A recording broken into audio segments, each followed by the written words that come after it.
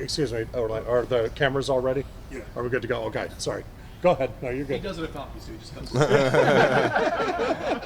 He's got to be first, man. Yeah. All right, We're ready. We're ready. okay.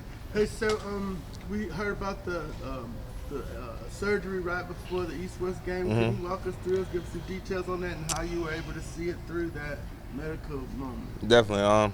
So it was January 3rd, getting ready for training in the morning, first day.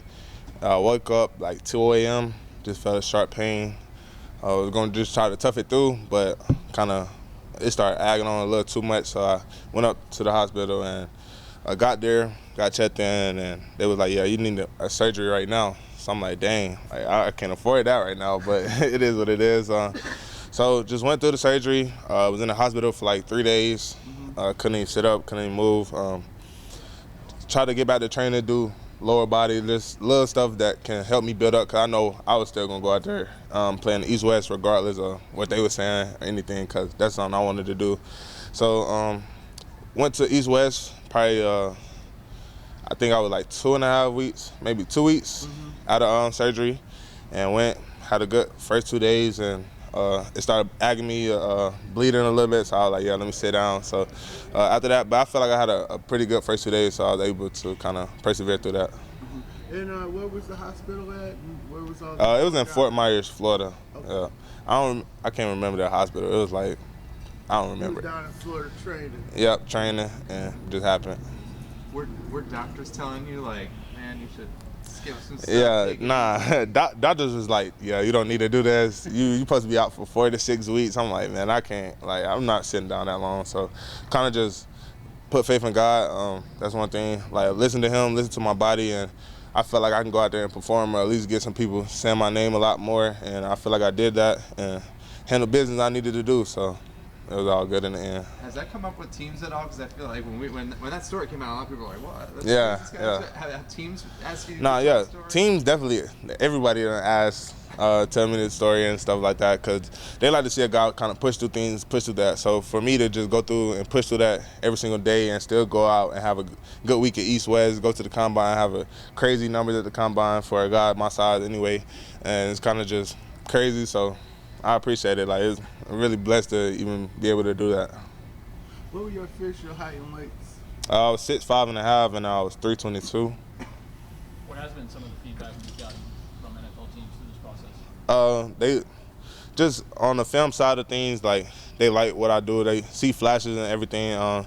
Just being more consistent in certain ways, like more pass rush. And everybody knows I can play the run pretty well. So kind of just pass rush, and that's something I took in to working on the whole job process. So I've been working with Sat Sensei down in Fort Myers, and just working on hands, approach, and everything. And I went to the East-West, had great one-on-one, and great team reps and pass. So just showing that I can get out there and work an edge and be able to move instead of just playing first and second down was a great opportunity. Do you kind of have a gauge of like which teams have been talking to you the most, or? I mean, I've been talking to a little bit of everybody. I don't really feel like one person just been talking to me the most, but it's been like after combine, everything really picked up for me. So a lot of people been reaching out, setting up meetings. So looking good. Zeke, you went through a lot as we just talked about. Yeah. Have you seen, or how much has what you've gone through and how you've performed since then, how much have you seen it maybe help your stock or garner more interest or anything like that? Yeah, I feel like it helped my stock a lot. I feel like I knew I was going to trend up in job process just because of how I know I can move and how I know I can go to the East-West and make plays and stuff like that. So, but just having that pre-job and also having that before I went to East-West and the combine, it was kind of just like, wow, this guy can push through things and still go out there and perform at a high level, even though he's hurting and in pain. So definitely helped a lot. We've seen a lot of guys do maybe just one of the all-star games or the combine and then not do the pro day or anything like that. What was kind of that you wanted to focus on after doing the combine, performing here today? Really just continuing, showing I could be consistent with everything. I wanted to improve on some numbers, which I did. Went from a 9.3 broad to a 9.5, and then I did bench press here. I didn't want to bench at the combine. It was still a little bit of pain, but came here at bench pretty well, especially for a guy with 35 in arms and 85 wingspan. So definitely, I feel like I handled that pretty well. So what's your message to teams? Like, why should they draft you? Like, if you're Just gonna get a dog as a player, like a guy that loves this game, willing to give anything for it. I've been playing this game since I was 4 years old, pushing through everything that happened to me, like just being out there and just knowing I'm a dog that's gonna come out there and work every day and perform at the same time. Anything else? back at your time here at Tech, how Tech prepared me in every way.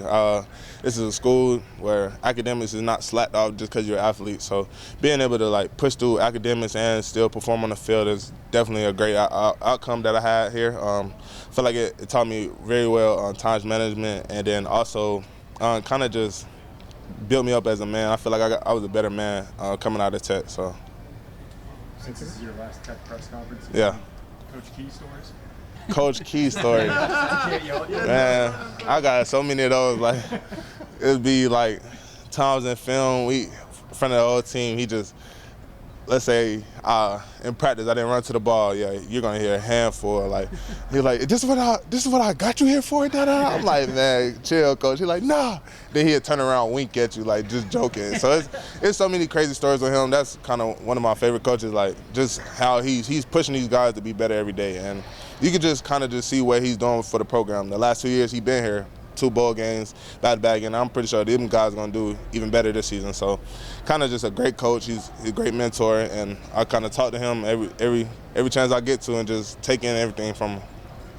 Okay. saw you talking with Keon out there. Yeah. What kind of advice does he give you? Keon kind of like a big brother to me. He got here in my freshman year. He was in my freshman year, so he kind of just pushed me along through workouts, kind of just explaining the game to me and everything. So I kind of treat him like a big brother. I talk to him every chance I get to.